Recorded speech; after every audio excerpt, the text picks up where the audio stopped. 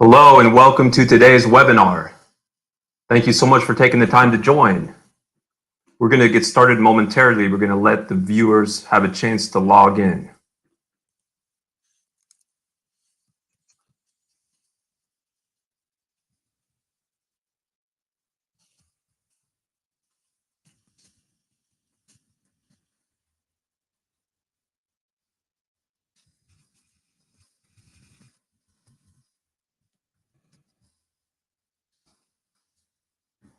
Okay, it looks like we have it looks like our viewers have logged in. Thank you again for taking the time to join. Please ask questions in the comments and I'll answer your questions as we go through the slides. I would ask you to also please please like this video and please join our network by subscribing so that you receive notifications of our weekly webinars. If you're watching this as a recording, you can also ask questions in the comments and we respond to those questions in the comments within 24 business hours. And also I'll note that we will post chapter links in the YouTube description. So if you're watching this as a recording, you can jump ahead. If you expand that description, you'll be able to jump ahead to certain points in the video if you want to skip ahead. So again, thank you for joining. And then today's session, we're really going to be talking about the solo 401k contribution deadline, and specifically as that relates to this week's announcement that the IRS has extended the federal income tax deadline for individuals from April 15th, 2021 to May 17th, 2021. So we're going to dig into that announcement, what it means for your solo 401k. And we're kind of giving away the punchline in the sense that it's really going to come down to the contribution deadline. So just to refresh that, we thought we'd start with this slide where we are reminded that the contribution deadline is your business tax return deadline, including any timely filed extension. So we'll go ahead and get started. Please, again, don't hesitate to ask questions as we go through this. Please like and subscribe. So, this just gives us an image about how the tax deadline has been extended and what that means for your solo 401k. Here, this gives us an outline of what we're going to talk about as we go through the slides. So, we're going to talk about the IRS announcement, which we've got a snippet of that announcement here on this slide. What is impacted, what is not impacted, and the solo 401k considerations. So the IRS announced on March 17th that they were automatically extending the federal income tax deadline for individuals from April 15th to May 17th. And they also announced that more formal guidance will be published by the IRS soon.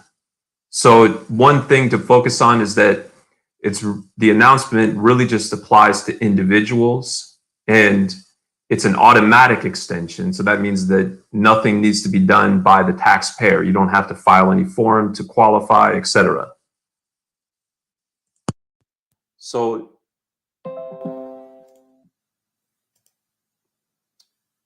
as far as what deadlines are impacted, it's really, again, the federal income tax filing for individuals. So that means from a solo 401k perspective, we're going to focus on sole proprietors because those are self-employed individuals that file as an individual.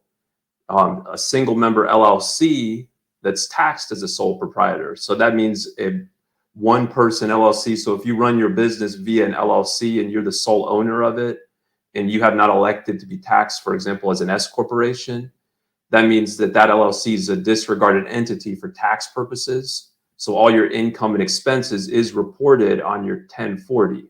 So you will be impacted by this announcement. Again, no action is required. It's an automatic extension.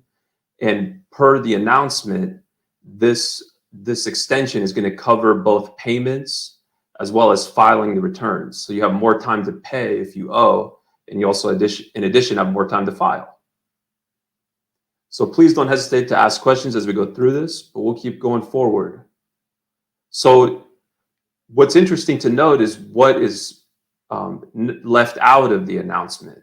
So of course, all of this is subject to change because formal guidance is still pending. And we'll talk about when that might be coming out towards the end of the presentation.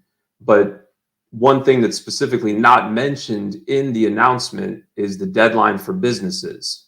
So if you contrast that with the March 2020 notice, which extended the deadline last year to June, in that announcement, that announcement explicitly mentions corporations and other entities, whereas this announcement just uses the word individuals. So we're just left to conclude that it's not going to apply to business tax return deadlines, like a partnership or an S corporation, a C corporation, or if you have an LLC that is elected to be taxed as any of those same tax statuses, an LLC as a partnership, an S corp, or a C corp. Of course, the partnership and S corporation deadline already would have already occurred because it was March 15th of 2021 if your entity is filing on a calendar tax year. So another thing that's explicitly excluded from the notice, they actually mentioned it in the notice, are the victims of the winter storm. So that's going to be everybody in Texas and certain people in Oklahoma and Louisiana, because the IRS already extended the tax deadline for those winter storm victims to June 15th. So this notice is not going to impact any of those winter storm victims that already have or that have already had their tax deadline extended. So now let's dig a little deeper and let's focus on what this might mean for your solo 401k. And again, we want to put the caveat out there that formal guidance is still pending. But one thing that we can conclude that is likely impacted is that self-employed individuals who are taxed as a sole proprietor. So that's going to be if you don't have a legal entity for your business and you are just operating as a sole proprietor, an unincorporated business, and you report your income and expenses from your business on your 1040, on Schedule C, then you are impacted. Likewise, if you have an LLC, but it's a disregarded entity because it didn't elect to be taxed as an S corp, for example, and so in that case, the default tax status is a disregarded entity. So that likewise, that income is going to flow onto your 1040. So you would also be impacted. So what is impacted with respect to your solo 401k is really the ability to establish a solo 401k as well as make contributions for 2020. So if you already have a plan in place, your deadline to make contributions is your business tax return deadline. And so your business tax return deadline is your 1040 deadline. So this announcement is extending that deadline. Now you have until May 17th, or if you file a timely extension until October 15th.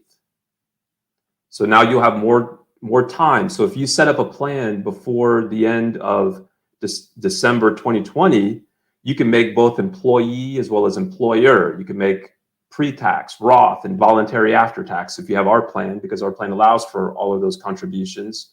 Now, anytime up until May 17th or October 15th if you file a timely extension. Now, if you didn't set up a plan before December 31st, 2020, you also you are taxed as a sole proprietor. You now have additional time to establish a solo 401k for 2020. So as a result of changes made by the Secure Act, the deadline to establish a plan was extended to the business tax return deadline, which, as we know from the announcement, that is being extended. So, but we should note that if you adopt the plan after December 31st, 2020, but now say before May 17th, you can establish the plan for 2020, but you're only going to be able to make employer contributions. That's the conservative approach because of that IRS guidance that you would have had to have elected to make employee contributions before the end of the year. So that's really the main thing that's going to be impacted from a solo 401k is what's listed here on this slide.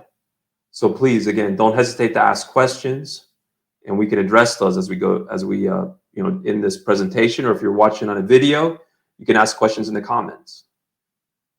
And I see we've got a question, so thank you so much. So your question here is, if I make a solo 401k after-tax contribution, can I also make the max Roth contribution? So we should be more specific when you talk about maximizing a Roth contribution. I presume that you're referring to making a Roth IRA contribution. So the fact that you have a solo 401k and you're maximizing the contributions to the solo 401k is not going to prevent you from making a Roth IRA contribution. Of course, you still have to have the income to justify that contribution. And if your income is too high, you're not going to be able to make a Roth IRA contribution. That's one of the differences between a Roth IRA and a Roth solo 401k.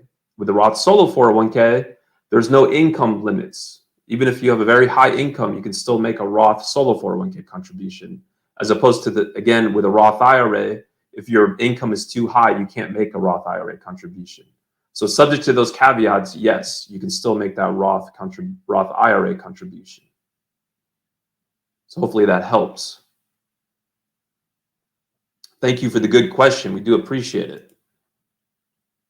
So again, we're emphasizing here that it's the business tax return deadline, which is your contribution deadline.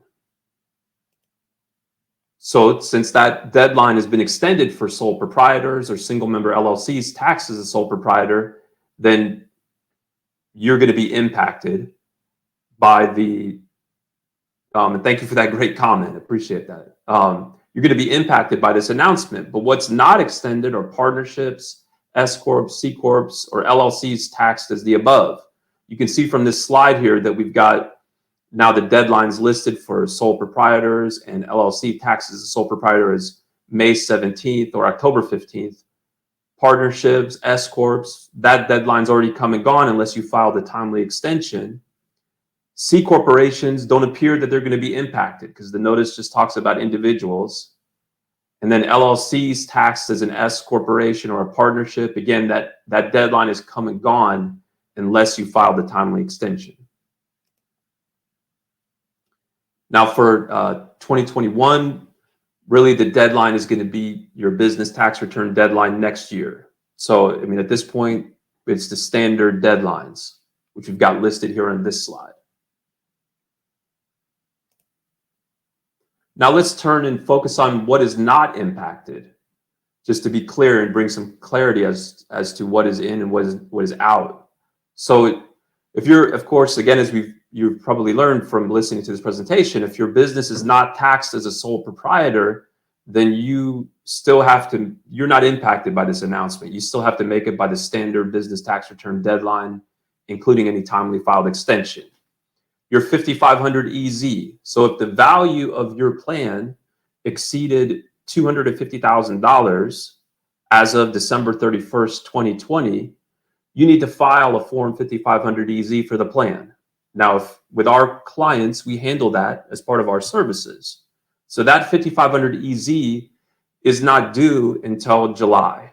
So nothing about this announcement is going to impact that 5500 EZ deadline. It still stands, at least at this point, as a July deadline. And there's no indications that it's going to change. So if you go into the next point, so if you make an excess salary deferral or an employee contribution, you have until April 15th to take that money out of your plan. So it's not considered to be an excess contribution.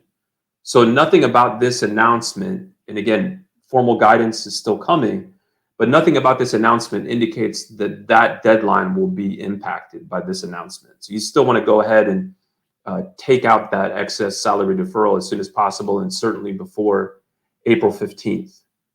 If you have taken a 401k participant loan, so that's one of the top reasons that people set up accounts with us, where you can borrow against your own plan. You can borrow up to 50% of the balance, not to exceed $50,000.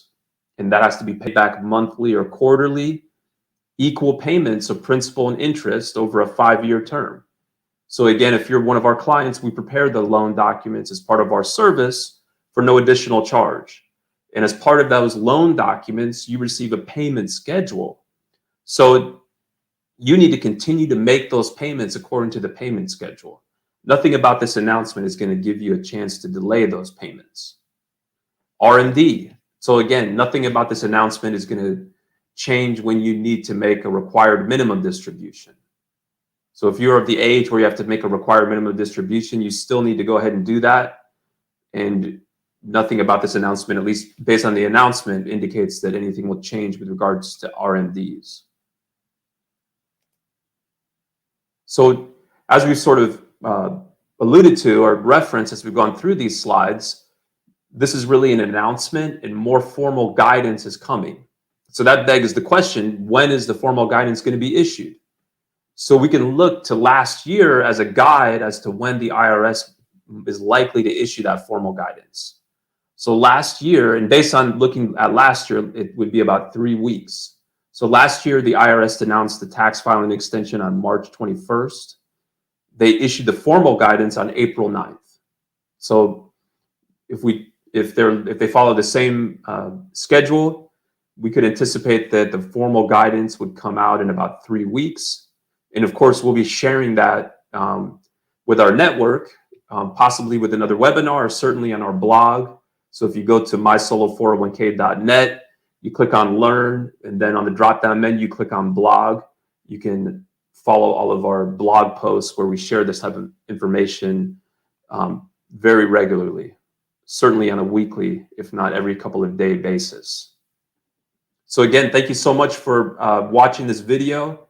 Please, we've got more time, so if you want to ask more questions, please do so, or ask in the comments if you're watching on a recording. Please like this video. Please subscribe for more videos like this so you get announcements of our weekly webinars.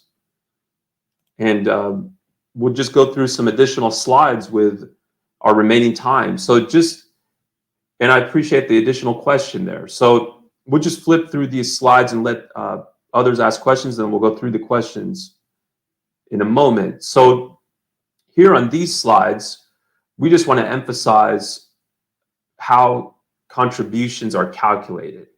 So given that this announcement is impacting contributions, we thought it might be helpful to include some refresher on how contributions are calculated.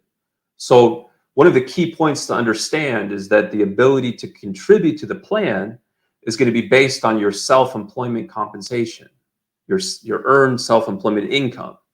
In other words, if you have a day job and then you have a side business, how much you can contribute to your solo 401k is based off of how much you earn in your side business. You cannot take wages that you earn in your day job and use that to make contributions to the solo 401k.